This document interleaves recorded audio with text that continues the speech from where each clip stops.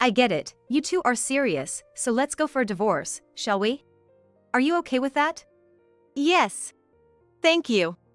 It's great timing for a divorce. Now I can go on next week's trip without sneaking around. What? A trip? Today's the perfect timing for a trip, with both the pregnancy and the divorce confirmed. It's gonna be hard to move around with a big belly, right? That's why we decided to go on a trip before that. I was actually planning to lie to you tonight that I got a business trip next week. I'm in the process of divorcing my husband after uncovering his affair. It's fine, but since I mentioned divorce, it seems like my husband and his mistress think they can say anything in front of me.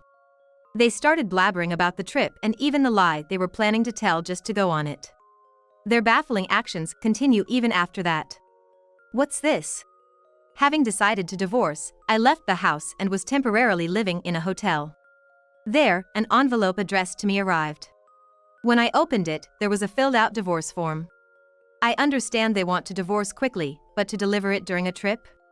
Are my husband and his mistress mocking me? I'm dumbfounded by their actions again, but it's helpful for me to have the divorce papers first. Got it, I'll file for divorce. I'll also move out the stuff tomorrow, so don't worry.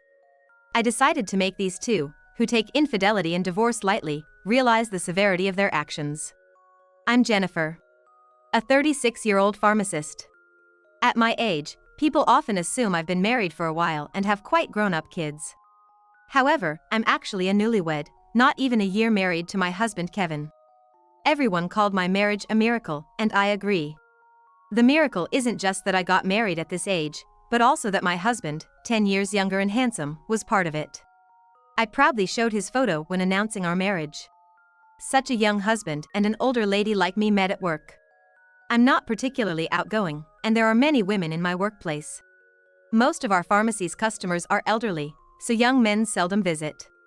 So, having no romantic encounters, I realized I was over 30. Though I wanted to marry at some point, I became content with being single as work was fulfilling. About 2 years ago, when I was convincing myself of this, an unexpected encounter happened. Excuse me. Please help me. Sure, I'll take your prescription. At the pharmacy where I work, my then 24-year-old husband came in. He was a salesman and had been in a traffic accident while making his rounds. He was visiting the pharmacy to pick up some patches for his injuries. Handsome men rarely visit, so us ladies secretly got excited. But since my colleagues were married and young men wouldn't be interested in me, we just admired him from afar. However, all my colleagues were already married, and I didn't think a young man like him would be interested in me. We treated him as eye candy, much like watching a cool idol on TV. So, I just handed him the medicine and processed the payment, thinking he was handsome but nothing more. His visits to the pharmacy for treatment continued, so he kept coming to my workplace. Sorry, can you help me with this? Sure, I'll take your prescription. As usual, my husband and I only had transactional conversations. This was his third visit to the pharmacy for patches. I figured his treatment would be ending soon. So this might be the last time I'd get to enjoy the sight of him. As I went to fetch the patches, carrying the prescription, I noticed a post-it note attached to it. It had a string of letters and numbers, which I initially thought might be some work-related number. However, it's unusual for additional instructions to be written on a post-it. Curious, I peeled off the note and took a closer look. It appeared to be an ID, possibly for a messaging app. Why is there a contact note on the prescription? I wondered, confused. I asked my colleagues. Is this a directive from the hospital, asking to be contacted? My question seemed to stun the 3 married colleagues present. Worried that I had asked something out of the ordinary, I felt embarrassed until they accused me of bragging. One of them even slammed a piece of paper and a pen on the floor, telling me to write down my contact information. Only then did I realize the note was my husband's way of giving me his contact details. I wasn't trying to boast, nor was I oblivious or naive. I simply thought it impossible for him to be passing me his contact information. Now understanding the situation, I hurriedly wrote down my contact details and rushed back to where my husband was waiting. Sorry for the delay. Here's your medication for this time. Thank you. While I handed over the plaster as usual, expecting calmness, my husband, as always, received it. The only difference this time was that I had slipped a piece of paper with my contact details into the plaster I handed him. That night, I debated whether or not to contact my husband, staring at my smartphone laid on the table, its screen dark. I wanted to contact him, but I think I was desperately trying to find a reason to do it later, as I couldn't muster the courage. Suddenly, my phone lit up and rattled on the table, startling me. It was a message from my husband inviting me out to dinner. Of course, I had no reason to refuse. He continued to ask me out, and we started dating, leading to marriage after 2 years. When we began dating, I once asked why a young man like him had given his contact details to an older woman like me. I thought you were in your 20s until our first dinner date. What did you think when you found out my age? I was surprised you were older than I thought. Is that all? Huh? Yeah, that's it. If I like someone, it's natural to make a move, right? My husband, not understanding the meaning behind my question, answered with a question of his own. It seems age doesn't matter to him in love or marriage. At that moment, I felt embarrassed for being so concerned about my age. However, while my age-related worries were resolved, I had another concern. About the expenses for our wedding and starting our life together, should I contribute a bit more? I found it hard to say directly, so I hesitated. I earn significantly more than my husband, with considerable savings. This isn't because I'm a pharmacist and he's in sales, but simply due to our age difference. Naturally, I wondered if my husband felt uneasy about earning less than his wife. Moreover, being only 26, he couldn't have saved much yet, so I felt bad about him shouldering the costs for our wedding and new life. Why? Let's split it 50-50. I'm gonna work hard from now on. But like my worries about age, this too was an unnecessary concern. My husband alleviated all my fears, and by the time we married, I had no more doubts and could genuinely feel happy. My colleagues and friends envied and congratulated me on my marriage. I thought we would lead a happy married life. But soon the situation began to change. The first 3 months of our marriage were blissfully happy. My husband would rush home from work, we'd go out hand in hand on weekends, and he helped with the household chores. The only thing missing for a perfect life was a child. But given my age, I was a bit worried about that. However, having accepted my age, my husband would probably understand. I decided to put the child issue aside for a while and fully enjoy my current happiness. Yet, 3 months into our marriage, our blissful newlywed life began to crumble. Are you coming home late again today? Yeah, it'll be the usual time, I guess. Don't you think you've been coming home too late lately? Sometimes you even miss the last train and have to take a taxi. What? You're complaining even though I'm working hard? No, that's not what I meant. My husband, upset by my words, forcefully closed the front door, making a loud bang intentionally. The vibration and air pressure from the door closing knocked over a picture frame of us on the entrance shelf. I gently set the picture frame upright and slowly opened the front door to head to work myself. He's right, it's selfish of me to want him to come home early when he's working hard. But I don't want to be selfish. I just feel anxious because his attitude has changed too much recently. Hey, isn't today the day for burning trash, and isn't it your turn to take it out? Oh, my bad. I'll make sure to do it next time. You said that last time and still forgot, right? It's not a big deal to leave the trash in the house for 2 or 3 days, is it? Of course, it's not okay. Leaving burning trash for 3 days is unthinkable. Stop nagging. If you have a problem, why don't you do it all yourself? When I addressed this to my husband, who was lounging on the sofa playing with his smartphone, he made an annoyed face and escaped to the bedroom. Before marriage, we decided to share household chores. I know he's not good at housework. But he said even if it's tough, we need to cooperate if we get married, and he set various rules himself. Those rules collapsed 3 months after marriage, and little by little, my role increased. It looks like today, I'll be taking out the trash all by myself. I was originally planning to mainly do the housework, so that's not much of a problem. The problem is that my husband has changed. He used to be so kind before we got married, so why did he change so suddenly? I didn't want to think about the words that were about to pop into my head, so I desperately tried to shake them off. 3 months later. My husband changed more and more, and the situation escalated to more than just needing attention. Kevin, did you use our money again without asking? I just withdrew my share of the salary. I think we need to save for the future, So spending $2,000 or $4,000 a month is questionable. You earn a high salary, and we don't even have kids, so we could live without my salary, couldn't we? He again lay on the sofa, fiddling with his smartphone. He no longer looks at me when talking at home. It seems like his smartphone has become his wife now.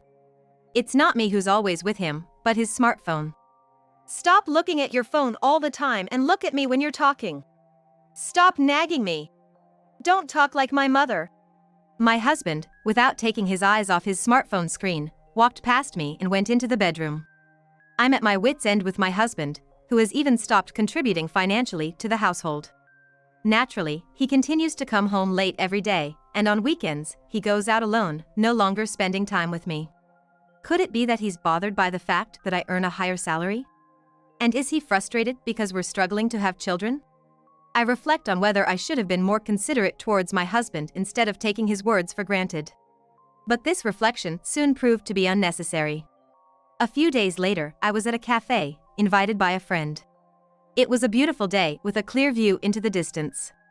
As I gazed out the window, I witnessed my husband walking into an obstetrics and gynecology clinic, hand in hand with an unfamiliar young woman, who looked to be in her early 20s. I gripped my coffee cup so tightly, shocked by the scene, that I thought it might break. This wasn't a coincidence. The friend who invited me to the cafe was a nurse at that clinic. She knew my husband's face and name, as I had shown her his picture. She contacted me because she saw my husband entering the clinic with an unknown woman. Of course, she couldn't disclose patient information, even to family.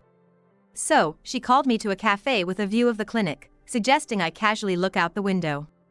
I had a hunch about what she meant, so I kept my eyes on the view outside. It was just a coincidence that my husband and the woman happened to arrive there.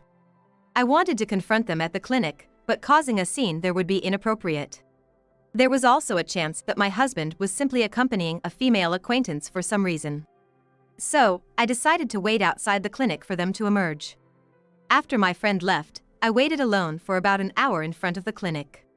Was my husband really having an affair? Could his affair partner be pregnant? Or was he just accompanying a friend for her appointment? The hour felt incredibly long as various thoughts raced through my mind. When my husband and the woman finally appeared, I hurriedly confronted them. Could you please explain why you were at the obstetrics and gynecology clinic? You? Why are you here? My husband, who usually doesn't look at me and focuses on his smartphone, now had his eyes wide open, staring at me. But I turned my gaze to the woman, who looked extremely uncomfortable.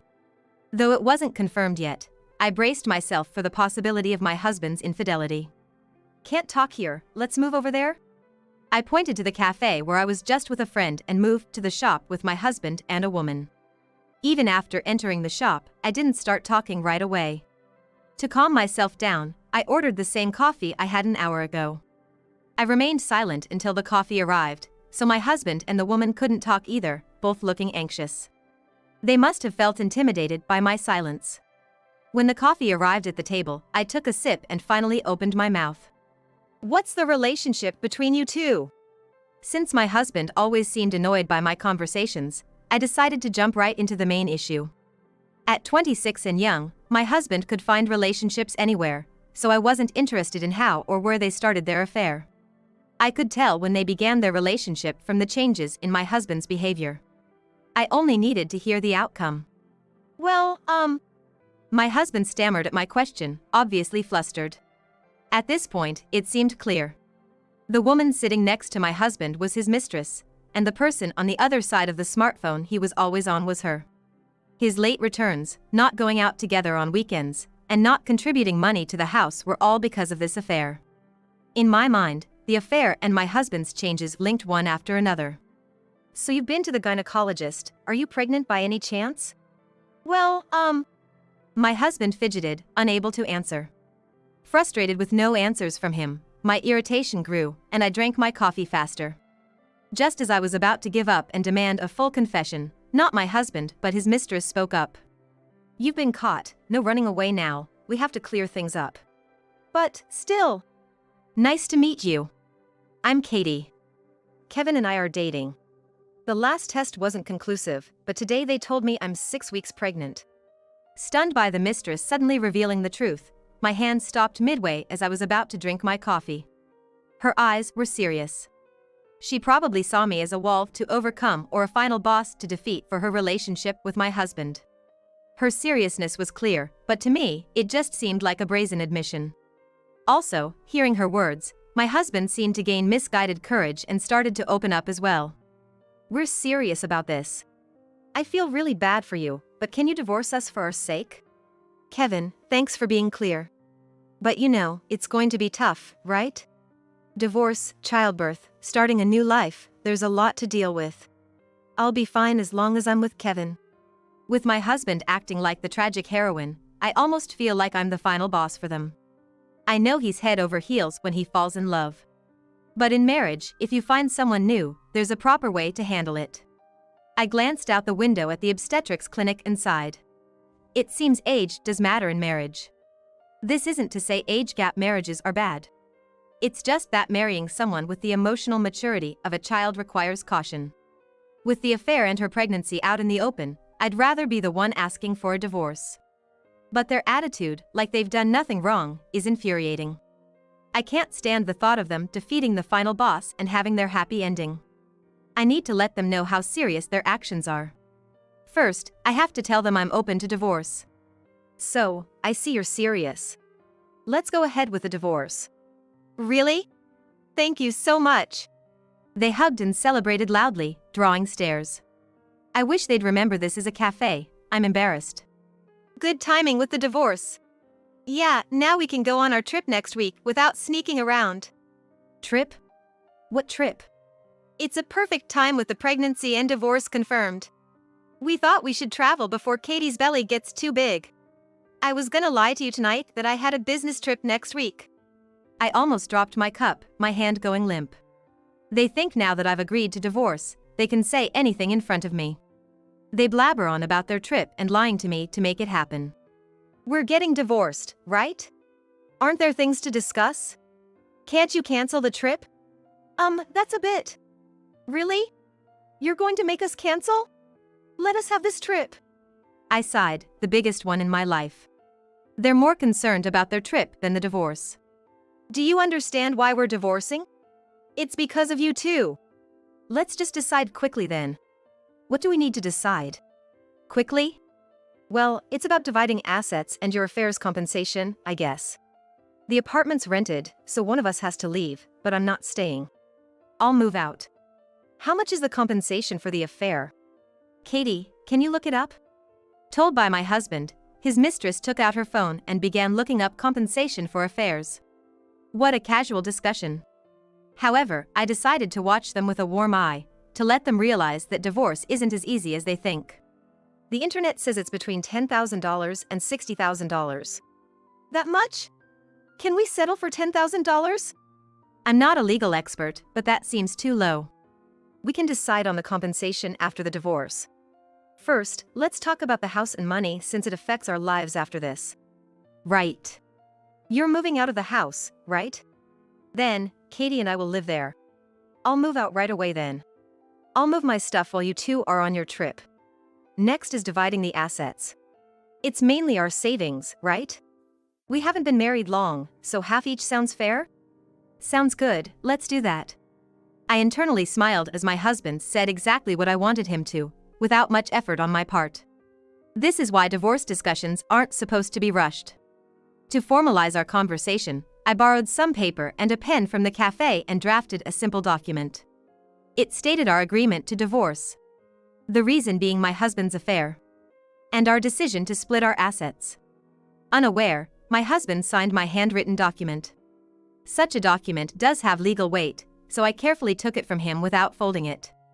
I'll pack my things and head out first. Take care. Thank you for agreeing to the divorce. I smiled at my husband and his mistress before leaving the cafe. The following week, still searching for a new place, I was living in a hotel. Today, my husband and his mistress were off on their trip, and I planned to clear out the old house with movers tomorrow. Checking my schedule in the hotel, I received a notification about a mail delivery. It was an envelope. What's this? Inside was a filled-out divorce form. I understood their eagerness, but sending this during their trip? I sighed but realized it's better for me to have it first. Got it, I'll take care of the divorce and moving out tomorrow, don't worry. I imagined telling this to my husband's face. When they returned, they'd surely be shocked and call me right away. 2 nights later, relaxing in my hotel, my ex-husband called. What the hell? Everything's gone from the house. Not everything. I left your clothes and games on the floor. I chuckled, imagining his panicked face. In the background, I could hear his mistress's frantic voice. They were probably checking the house. No wonder they were panicking. I stored my belongings from the previous house in a storage unit and sold everything that didn't obviously belong to my husband. Anything that didn't sell, I disposed of. This included furniture, appliances, and even essential items like shower heads and cooking utensils. The house was now as empty as a vacant property waiting for new occupants. Why'd you do this? You better compensate for this. Why should I? I just followed our agreement. We split the assets half after the divorce. You sent the divorce papers, so it's finalized. I just divided the property fairly. What do you mean? The furniture and appliances were shared property. We agreed to split them without specific allocation, so I sold everything and converted it to cash. Isn't your money on the living room floor, under your clothes? I could hear hurried footsteps over the phone. As my ex-husband rushed to the living room. Then a thud as he knelt down, followed by a faint murmur. Wait, $600 and some change? That's all from selling everything in the house? Yes, that's right. Remember, we brought some appliances from our individual homes when we started living together? So, most items didn't fetch a high price. Some even cost money to dispose of. Most of the smaller items were unsellable and had to be thrown away. The sound of coins dropping indicated his shock. Even I felt that the total $1,200 was a bit low. But that's expected when using a recycling shop without much thought. Using online auctions or specialized secondhand shops for furniture and appliances might have fetched a higher price. But my goal wasn't to sell high. I wanted to strip my ex-husband of everything necessary for his life and give him as little money as possible. So, I used a recycling shop without much thought. How am I supposed to live in a place like this, empty as if no one's ever moved in? That's not my concern. We agreed to split the assets after divorce. The document you signed says so. Any complaints? He fell silent, unable to retort. Regretting the hasty divorce discussion was pointless now. And the discussion wasn't even finished yet. Save your regrets for after everything is settled. You might have forgotten with the trip and the house, but we haven't settled on the compensation for the divorce. That's right, we haven't decided on the compensation yet. Please, make it low. I spent a lot on the wedding and starting our life together. I'm almost broke. I even used my money for the trip, now I've got about $6,000 left. I get you want to impress her, but overspending isn't wise. Unfortunately, I'll be asking for $50,000 in compensation for the affair. What? $50,000? Our marriage was short, but we're divorcing due to your affair, and she's pregnant. I think it's fair. If you disagree, shall I consult a lawyer? He fell silent again. Realizing the sudden debt in his now empty house must have been overwhelming. Without furniture or appliances, he can't live properly. However, with no money on hand and being only 26 years old, my ex-husband now faces the challenge of paying a substantial amount in compensation. This situation likely means furnishing his home with new furniture and appliances will be a distant prospect. But as a divorcee, his lifestyle is no longer my concern. I'll contact you later about the compensation. After explaining to my ex-husband why the house was so clean, I hung up the phone. Although I couldn't see his face directly, this should make him realize the gravity of taking affairs and divorce lightly. Later, he agreed to pay a $50,000 compensation for the affair. I consulted a lawyer, who suggested I could have asked for more. However, considering his young age and almost penniless state, $50,000 would be a significant enough impact. My intention wasn't about the money, I decided to settle at that amount. The young couple, my ex-husband and his mistress, should ideally have united to build their lives from scratch. But it seems things didn't work out between them. The mistress, a part-timer with no savings, and my ex-husband, left with only about $6,000, led a pitiful life after the house was emptied. They used cardboard boxes as tables and cooked with a portable stove, a truly miserable living situation. Reportedly, she left the house within a week. With the breakup, my ex-husband now faces definite child support payments. Despite divorcing me with the intention of marrying his mistress, he somehow ended up alone, his financial obligations increasing. His downfall didn't stop there. He had posted pictures with his mistress on social media during their trip, announcing his divorce from me and plans to marry her. Naturally, this sparked inquiries at his workplace. If he admitted the breakup, questions about the reason followed. Despite evading details, rumors about the affair, pregnancy, compensation, and child support spread, and the world has its mysterious ways. With a tarnished reputation at work, he couldn't continue his job and resigned. Now, with the need to pay for the affair's compensation, child support, and secure living expenses, he urgently needs to find a new job. Being passionate and straightforward in love is often seen as positive, but considering my ex-husband's actions and current situation, it's a matter for thought. I've learned a lot from this experience. Some people are suited for love, while others aren't. I think neither my ex-husband nor I were suited for it. In today's world, there are various forms of happiness beyond love and marriage. For now, I'm content with my work, focusing on it daily.